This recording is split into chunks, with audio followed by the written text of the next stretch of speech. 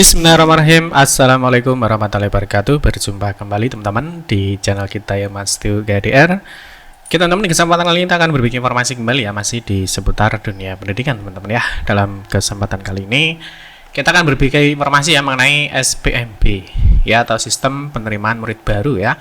Ini adalah perubahan dari PPDB teman-teman ya. Jadi kalau yang sebelum tahun 2025 kita mengenal dengan istilah PPDB ya. Nah, sekarang berubah menjadi SPMB. Nah, ini khusus kita akan membahas untuk di SMA atau SMKN ya, atau negeri di Provinsi Jawa Timur tahun 2025. Nah, di sini nanti teman-teman kita akan membahas ya, ada 16 hal baru ya.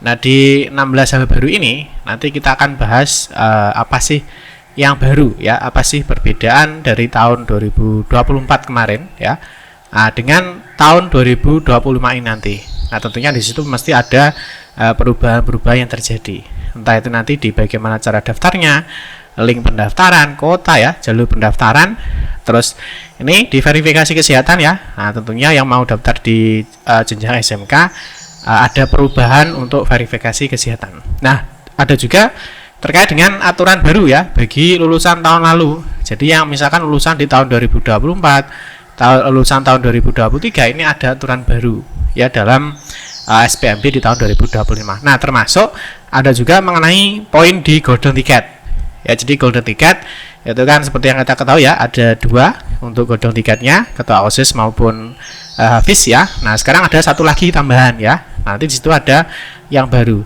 Nah, termasuk ada nilai akhir gabungannya ya. Jadi untuk yang mau daftar di jalur nilai rapor atau jalur prestasi nilai rapor, itu nanti di nilai akhir gabungannya ada perubahan ya, nanti kita akan bahas di video ini. Baik rekan-rekan semua, kita ingatkan kembali ya, bagi kalian yang baru pertama kali ya bergabung di channel ini, atau mungkin baru melihat channel ini, jangan lupa ya klik tombol like ya, silahkan klik tombol subscribe dan bunyikan lonceng notifikasinya ya, biar Anda selalu mendapatkan informasi pertama kali dari kami. Bagi kalian yang suka baca berita, silahkan kunjungi saja di laman resmi kita mastiukdr.com. Di sini kita akan berbagi informasi ya, khususnya di seputar dunia pendidikan. Selamat menikmati informasi dari kami dan semoga informasi ini bermanfaat ya untuk kita semua. Oke teman-teman ya, kita lanjutkan jadi untuk 16 hari baru ya. Jadi untuk perbedaan di tahun 2024 dan tahun 2025 ya, nanti kita akan bahas. Yang pertama mungkin bagi rekan-rekan yang mau bergabung ya, baik di grup Telegram ya ataupun grup WhatsApp. Nah, untuk mendapatkan informasi yang lebih cepat ya, teman-teman bisa scan ya QR code yang ada di tampilan layar kaca Bapak Ibu. Oke, langsung saja pertama untuk perubahan ya. Jadi untuk perubahan sistem dari PPDB menjadi SPMB di 2025, nanti untuk aturan kita tetap mengacu ya pada Peraturan Menteri Pendidikan Dasar dan Menengah ini nomor 3 ya tahun 2025 tentang sistem penerimaan murid baru. Nah, di sini nanti terbitlah ya atau muncullah juknis ya, juknis di masing-masing daerah. Nah, ini khususnya di Dinas Pendidikan Provinsi Jawa Timur. Nanti kita akan melihat berdasarkan juknisnya ya. Jadi juknis SPMB untuk jenjang SMA, SMK dan SMP negeri di Provinsi Jawa Timur tahun 2025-2026. Oke ya. Kita langsung saja teman-teman, kita mulai untuk hal baru apa ya. Perbedaannya apa sih di 2024 ya dengan di 2025 ya. Kita mulai saja yang pertama, jelas ya. Jadi yang pertama adalah perubahan peraturan ya. Nah, tentunya ini dari Permendikbud ya. Nomor 1 tahun 2021 ya menjadi Permendikdasmen ya. Nomor 3 tahun 2025 ini tentang SPBM. Kok SPBM ya? SPMB teman-teman ya, ini kebalik ya. Jadi sistem penerimaan murid baru ya, ini kebalik ya. Jadi SPMB ya. Jadi mengenai sistem penerimaan murid baru ya. Oke ya. Oke, yang perubahan kedua, nomor 2 ini adalah perubahan istilah ya. Jadi ada perubahan istilah. Nah, tentunya ini Bapak Ibu juga harus paham ya, ataupun calon murid juga harus paham ada perubahan istilah.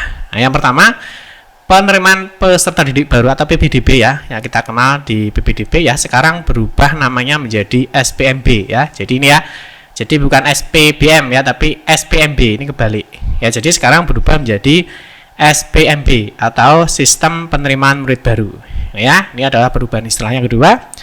Kalau teman-teman kemarin mengenal Yunasi ya, jadi Yunasi untuk pembagian wilayah Yunasi khususnya untuk di SMA ya, jadi ada pembagian zona ya. Nah, tentunya teman-teman ingat ya, ada pembagian zona.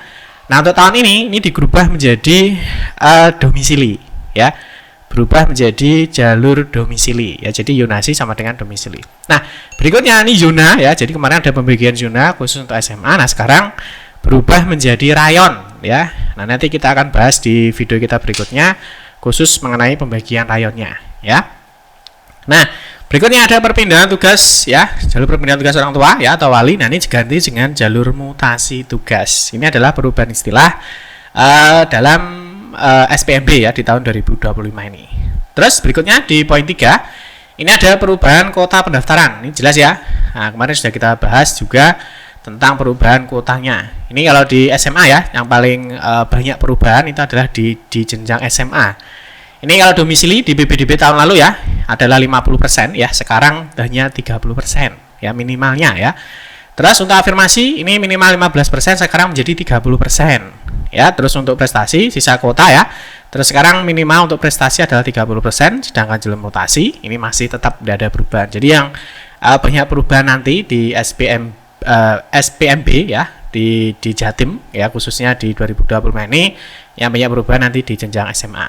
Ya, ini di poin 3.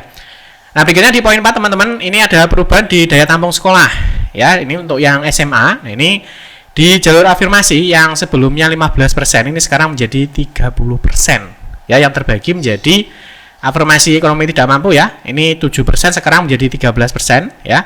Afirmasi anak buruh ya, keluarga dari tidak mampu ini 5% ya. Terus afirmasi 3% menjadi afirmasi disabilitas ya, maksudnya 3% menjadi 5%. Terus sekarang di jalur afirmasi ini ada yang baru ya. Jadi di jalur afirmasi untuk jenjang SMA ini ada yang baru, yaitu adalah afirmasi nilai akademik keluarga tidak mampu. Ini ada 7%. Jadi sekarang itu jalur afirmasi itu ada 20%. Ya, jadi ada 20%. Ini dibagi menjadi 2 ya. Jadi ada afirmasi yang murni ya. Jadi murni itu artinya ya seperti kemarin ya. Jadi punya KIP atau punya KKS ataupun yang lainnya. Nah, di sini nanti yang 2 ini nanti kita akan bahas mandiri ya. Yang di poin 4 ini.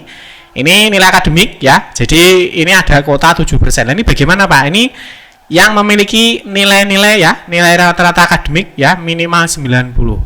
Ya, minimal 90 nanti bisa masuk di kuota 7% ini. Jadi dia masuk, jadi dia punya berkas KIP atau KKS ataupun yang lainnya, dan juga dia memiliki nilai akademik yang bagus ya, jadi minimal 90, maka dia nanti bisa mengisi kuota 7% ya. Nanti kita akan bahas di video kita tersendiri ya.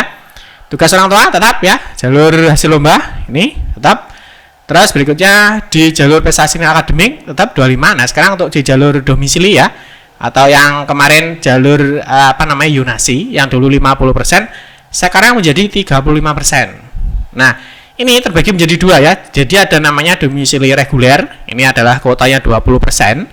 Terus domisili sebaran ini kuotanya adalah 15%. Nah, ini nanti yang baru teman-teman ya. Jadi di sini untuk kriteria pemeringkatan ini nanti untuk prioritas utamanya bukan menggunakan jarak. Ya, jadi tidak menggunakan jarak tetapi menggunakan nilai akhir. Ya, jadi nanti ini yang agak agak baru ya. Jadi yang baru ini. Jadi di reguler ini, jadi untuk jalur yonasi jadi tidak menggunakan jarak ya sebagai prioritas, tetapi menggunakan nilai akhir. Ya, nanti kita akan bahas di video kita berikutnya. Ini perubahan-perubahan yang mungkin Bapak Ibu perlu tahu ya. Terus berikutnya daya tampung ini untuk yang SMK saya rasa tidak banyak perubahan ya. Kalau SMK itu tetap ya, jadi tidak banyak perubahan. Terus untuk di poin 5 ini adalah penetapan wilayah rayon ya. Jadi sampai saat ini di Dinas Pendidikan Provinsi Jawa Timur itu masih proses untuk penetapan rayonnya. Nah, seperti biasa ya, rayon ini nanti hanya berlaku di SMA ya. Jadi kalau SMK kan bebas ya. Jadi tidak ada nggak ada rayon, nggak ada yuna ya. Jadi untuk SMK itu bebas. Nah, di sini nanti untuk wilayah administrasinya ini sampai di desa atau kelurahan ya.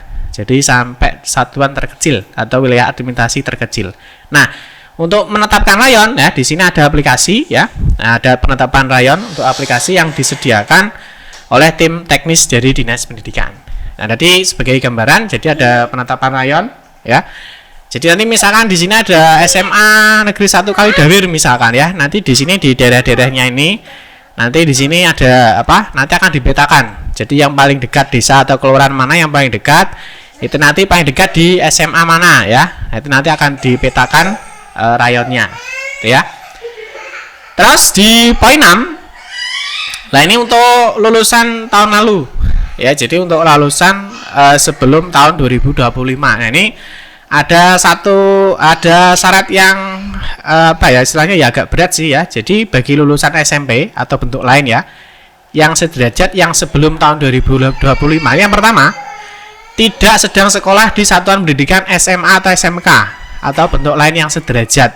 Ini nanti datanya akan terdeteksi teman-teman ya, karena tentunya yang sudah sudah sekolah itu mesti nanti datanya akan terdeteksi ya, karena nanti ada data ya, siswa-siswa yang sudah sekolah nanti informasinya ini nanti akan diblok oleh sistem ya. Kalau sekarang siswanya sedang aktif, itu akan diblok oleh sistem.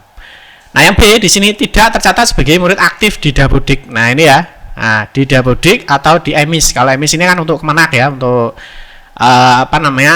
MAN biasanya, ada MAN atau MAK. Kalau di Dapodik ini biasanya untuk SMA negeri, SMK negeri ya, baik swasta atau negeri ya. Tentunya yang aktif di Dapodik ini nanti akan diblok ya, informasinya akan diblok oleh sistem. Jadi dia tidak bisa daftar. Nah kecuali ini dibuktikan dengan surat pernyataan orang tua atau wali dari calon murid baru. Ya jadi tidak tercatat ya. Jadi artinya tidak tercatat aktif, artinya dia tidak aktif atau artinya tidak sekolah. Kalau tidak sekolah ya lebih aman ya, karena kalau dia tidak sekolah, jadi misalkan tahun kemarin ikut PPDB tapi tidak diterima ya, dia tidak sekolah, jadi tidak masalah, aman ya. Tapi kalau yang kemarin tidak diterima terus sekolah ya, artinya sekarang kelas 1 ya atau kelas 10, nah ini terdeteksi aktif di Dapodik atau di EMIS ya. Nah ini informasinya akan diblok oleh sistem, jadi dia tidak bisa daftar. Maka dia harus bisa mengundurkan diri ya, atau membuat pernyataan bahwa dia memang sekarang tidak aktif di sekolah saat ini ya.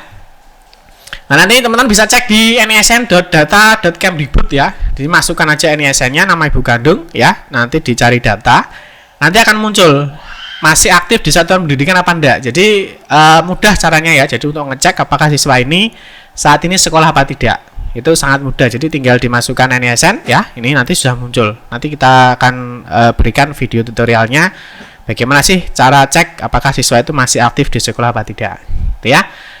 Terus berikutnya di poin 7, ini bagi anak-anak yang berada di pondok ya, pondok pesantren atau di panti asuhan. Nah sekarang ada tambahan untuk surat pernyataan atau SPJTM-nya.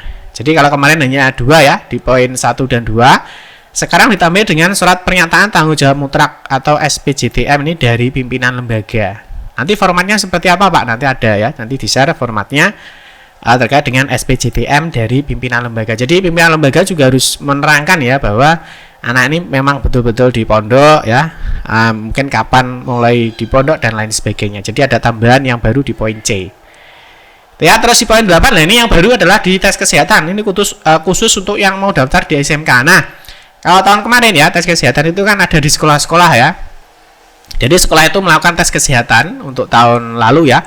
Nah tahun sekarang di SMK itu untuk tes kesehatannya ya, itu wajib ya. Jadi dikeluarkan oleh dokter Puskesmas atau rumah sakit pemerintah. Udah ya. Nanti kalau misalnya tanya, Pak bagaimana kalau dokter pribadi ya di Juknis, ya ini dikeluarkan oleh dokter Puskesmas. Jadi datang aja ke Puskesmas untuk minta surat keterangan ya, jadi atau surat kesehatan. Nanti ada 2 unsur yang dicek adalah tinggi badan ya, yang kedua adalah tidak buta warna ya. Jadi ini harus ada nanti tingginya berapa, terus wajib ada informasi mengenai tidak buta warna. Nah terus sekarang yang baru ya, jadi untuk verifikasi kesehatan itu tidak hanya di SMK, artinya misalkan teman-teman lebih dekat di SMA ya, bisa melakukan verifikasi kesehatan. Jadi nanti operator SMA negeri ya, operator SMA negeri itu bisa melakukan verifikasi kesehatan. Nah dilaksanakan saat pengambilan PIN. Nah ini yang baru. Jadi kalau tahun lalu verifikasi kesehatan kan hanya di SMK ya. Sekarang karena suratnya itu dikeluarkan oleh dokter Puskesmas atau rumah sakit pemerintah, maka nanti surat ini diupload ya. Dan nanti operator SMA ya atau operator SMA ini juga bisa melakukan verifikasi kesehatan ya. Jadi bisa ke SMK negeri atau ke SMA negeri ya. Jadi bisa ke SMK negeri atau SMA negeri untuk melakukan verifikasi kesehatan ya. Terus berikutnya di poin 9 teman-teman, Terus di poin 9 ini ada perubahan tahap dan jalur pendaftaran. Ya, jadi kalau sekarang untuk tahap pendaftaran ya, jadi untuk tahapnya sekarang hanya ada 4 ya. Jadi ada 1 ya, ada tahap 1, ada tahap 2, ada tahap 3 dan ada tahap 4. Jadi sekarang hanya ada 4. Nah, bedanya di mana? Bedanya adalah di tahap 3 ya. Tahap 3 ini untuk jalur zonasi sekarang digabung ya. Jadi jalur zonasi atau domisili itu SMA atau SMK ini sekarang serentak jadi satu ya. Kalau tahun lalu teman-teman lihat ya, kalau di tahun 2024 2025 ini kemarin untuk jalur zonasi itu dipecah ya, ada tahap 3 ada zonasi SMK, tahap 4 ada zonasi SMA. Kalau sekarang jadi satu ya, jadi masuk di tahap 3 yaitu jalur domisili SMA atau SMK ya. Jadi itu perubahan untuk tahap dan jalur pendaftaran. Terus berikutnya di poin 10 lah, ini untuk yang golden ticket ya. Jadi untuk golden ticket, kalau ketua OSIS ya, ketua OSIS itu di tahun lalu belum dihargai ya. Jadi untuk artinya belum ada skornya. Jadi belum ada skornya. Nah, sekarang untuk ketua OSIS ya atau kepanduan ini sekarang sudah ada skornya. Ya, jadi ketua OSIS itu yang di tingkat sekolah, jadi dia pengurus ketua OSIS atau kepanduan di sekolah ini memiliki skor 8 ya. Nah, sedangkan untuk ketua OSIS atau kepanduan di tingkat kabupaten atau kota ya, mungkin ada gabungan ya dari ketua OSIS di setiap sekolah itu nanti di tingkat kabupaten atau kota, maka ini skornya adalah 16 ya. Ini yang baru ya untuk jalur golden ticket. Nanti penjelasannya seperti apa nanti kita akan bahas di video kita berikutnya ya. Nah, nanti bagaimana jika pendaftarannya lebih dari 1 ya? Jika pendaftarannya lebih dari 1 ya, nah ini maka di peringkat berdasarkan seperti huruf 3 seperti nomor 3 huruf A, yaitu adalah di sini. Ya, jadi adalah ketika skor yang sama, maka yang diambil adalah berdasarkan jarak domisilinya. Ya, jika domisili masih sama ya, maka di peringkat berdasarkan indeks satuan pendidikan asalnya. Itu ya, ini untuk golden ticket. Jadi untuk ketua OSIS atau kepanduan ya sekarang ada skornya. Itu ya. Terus di poin 11 ini untuk nilai akhir di jalur prestasi nilai akademik ya, baik di SMA ataupun SMK itu kan ada jalur prestasi nilai akademik.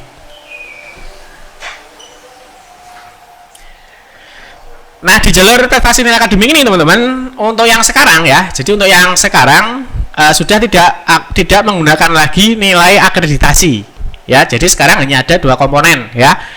Kalau tahun lalu di tahun 2024 itu ada rata nilai rapor ya dengan bobot 50%, nilai akreditasi adalah 20% ya, indeks sekolah asal adalah 30%. Tapi kalau sekarang teman-teman hanya menggunakan 2. Jadi rata nilai rapor dengan bobot 60% dan indeks dengan bobot 40%. Jadi ini yang semula 50 ya sekarang menjadi 60, ini yang semula 30 ini berubah menjadi 40 ya. Jadi sekarang untuk jalur prestasi nilai akademik jadi tidak lagi menggunakan nilai akreditasi. Nah, mungkin bagi teman-teman yang menggunakan simulasi perhitungan ya, mungkin yang tahu ya di sini di SPMB ada simulasi nilai akhir ya untuk PPDB di tahun 2024 kemarin.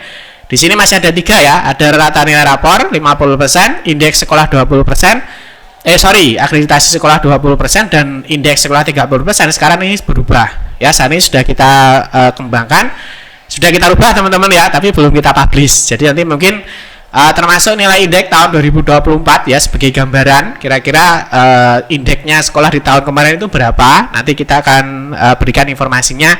Nanti teman-teman bisa pantau aja di mastiogadia.com. Ya, di sini nanti ini sudah kita rubah. Nah, nanti kita publish ya. Untuk saat ini masih yang 2024. Nanti yang 2025 ya. Mungkin minggu ini kita share untuk 2025 misalkan mau mencoba untuk melihat nilai gabungan rata rapornya itu berapa ya untuk digunakan jalur prestasi nilai akademik ya. Terus di poin 12 ini seperti tadi yang kita jelaskan, jadi untuk jalur afirmasi keluarga tidak mampu ini khusus untuk SMA ya. Jadi sekarang terbagi menjadi 2. Jadi ada 1 jalur afirmasi keluarga ekonomi tidak mampu ya dengan kuota 13% dan jalur afirmasi nilai akademik keluarga ekonomi tidak mampu ya. Ini ada jalur afirmasi nilai akademik ya. Nah, ini nilai akademik. Nah, ini kuotanya 7%. Nah, ini mengikuti aturan bagaimana ketika misalkan kita anggap ya kuota 7%, misalkan 7 anak ya. Misalkan 7 anak terus pendaftarnya misalkan 10. Ya, pendaftaran 10 berarti kan yang diambil kan hanya 7. Nah, maka yang nilai minimal 90 ya. Jadi yang nilai minimal 90 dengan nilai tertinggi ya, nomor 1 sampai dengan 10 ini diambil hanya 7 anak ya dengan nilai tertinggi ya di jalur nilai akademik keluarga ekonomi tidak mampu. Jadi nanti semuanya yang daftar di jalur afirmasi ekonomi tidak mampu itu nanti di ranking dulu.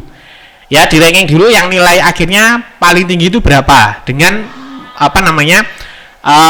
dia masuk di kota 7% dulu. Nah, kalau sudah berarti kan ada sisanya ya. Misalkan ini tadi 7 anak sudah terpenuhi, kan ada 3 anak ya. 3 anak ini baru nanti masukkan ke kota 13%. Itu contohnya seperti itu. Dan nanti jika misalkan yang daftar banyak ya, nanti maka yang digunakan ya tetap sama dengan tahun lalu, yaitu adalah jarak, usia, dan waktu pendaftaran. Jadi semua siswa nanti akan disaring dulu ya, atau akan diperingkat dulu, dicek dulu nilainya berapa.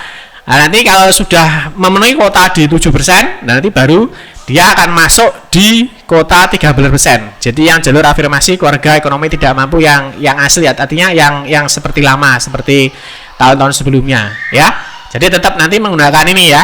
Nah, ini jadi dicek dulu. Jadi ini adalah prioritas bagi siswa-siswa yang memang dia tergolong tidak mampu ya. Jadi dia memiliki KIP, KKS, tetapi dia memiliki nilai rapor yang bagus atau memiliki nilai akhir yang bagus. Ya, maka di sini ada prioritas.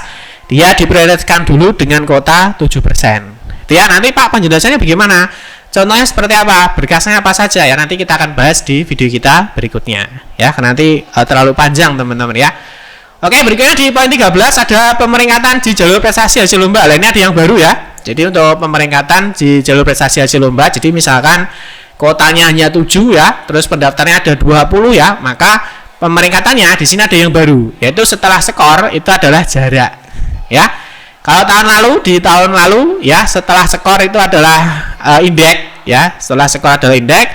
Kalau tahun ini setelah skor adalah jarak domisilinya ya, atau jarak terdekat dengan sekolahnya ya. Jadi ini yang baru di pemeringkatan jalur prestasi hasil lomba. Terus untuk pemeringkatan jalur domisili SMA, nah ini yang baru, ini yang menarik teman-teman ya. Ini jalur yonasi atau domisili. Nah ini kalau tahun lalu teman-teman ya, kalau tahun lalu jalur yonasi itu adalah berdasarkan jarak rumah terdekat dengan tujuan ini ya. Kalau sekarang tidak, berdasarkan nilai akhir akademiknya ya. Jadi nilainya dulu ya. Kalau nilainya ya, kalau misalkan ya nilainya bagus, maka dia bisa masuk dulu di sini. Dia akan memenuhi kota 20% dulu ya. Nanti kalau sudah, baru jaraknya. Jadi jarak sekarang menjadi nomor 2. Kalau tahun lalu menjadi nomor 1. Nah, kalau sekarang ya, yang menjadi prioritas untuk di jalur domisili atau jalur yonasi khusus untuk SMA ya. Jadi yang pertama prioritasnya adalah nilai akhir akademik. Ini jika pendaftarnya melebihi daya tampungnya. Nah, nanti untuk pembahasan mengenai jalur reguler dan juga sebaran ya, nanti kita akan bahas di video kita berikutnya. Gitu ya. Terus berikutnya di poin 15 ada pemeringkatan di jalur nilai prestasi akademik ya, ada pemeringkatan jalur prestasi nilai akademik. Nah, ini untuk jalur nilai rapor ya, atau prestasi nilai akademik. Kalau yang kemarin yang pertama adalah jumlah nilai akhir, ini sama ya. Nah, yang kedua adalah sekarang adalah jaraknya. Kalau yang kemarin ketika nilai akhirnya sama, yang digunakan adalah indeks ya, jadi indeksnya. Kalau sekarang ketika nilai akhirnya sama, yang prioritas kedua yang digunakan adalah jarak domisilinya. Ya. Poin terakhir di poin 16 ya. Ini terakhir teman-teman ya. Jadi panjang, jadi karena banyaknya perubahan ya. Nah, di poin 16 ada link pendaftaran, terus ambil PIN, verifikasi nilai rapor ya. Nah, di sini kalau dulu teman-teman masih ingat ya. Jadi ada ppdb.jatimprof.go.id atau ppdbjatim.net. Nah, kalau sekarang berubah ya. Sekarang berubah menjadi SPMB. Jadi ppdb-nya ini berubah menjadi spmb.jatimprof.go.id atau teman-teman nanti bisa cek spmbjatim.net. Tapi untuk sekarang masih belum bisa digunakan ya, karena memang belum. Nanti kapan Pak kira-kira bisa digunakan ya, teman-teman bisa cek di jadwalnya ya. Nah, ini di jadwal pendaftaran ya, sudah kita share. Nah, kemungkinan nanti mendekati ini teman-teman ya. Jadi mendekati di sekitar bulan Mei ya, di sekitar bulan Mei nanti, karena ada proses entry nilai rapor oleh sekolah SMP atau sederajat. Nah, tapi yang pasti ya, nanti teman-teman melakukan verifikasi nilai rapor ini ya. Jadi di verifikasi nilai rapor ini ya. Nah, yang jelas nanti di bulan Mei, mungkin sekitar tanggal 20 Mei ya kurang lebih, karena ada verifikasi nilai rapor oleh siswa. Ini dilakukan mulai tanggal 24 Mei ya, jelas sebelum 24 Mei untuk webnya ya. Jadi untuk webnya ini insya Allah sudah dibuka. Ya nanti kita akan update kalau sudah ada informasi terbarunya. Oke teman-teman ya, untuk jadwalnya kemarin sudah kita bahas untuk jadwal pendaftaran di tahap 1, tahap 2, tahap 3 sampai dengan tahap 4 ya. Nanti kita akan mengabarkan untuk informasi terbarunya. Itu mungkin yang dapat saya sampaikan teman-teman ya. Nanti informasi update nanti kita akan update ya, baik di Telegram ataupun di WhatsApp. Mungkin bagi teman-teman yang belum bergabung ya silakan bergabung ya, nanti kita akan mengupdate untuk informasi terbarunya. Oke teman-teman, demikian yang dapat saya sampaikan. Mohon maaf jika ada salah kata dalam memberikan informasi dan penjelasan. Kita berjumpa kembali di video-video berikutnya. Saya akhiri, wassalamualaikum warahmatullahi wabarakatuh.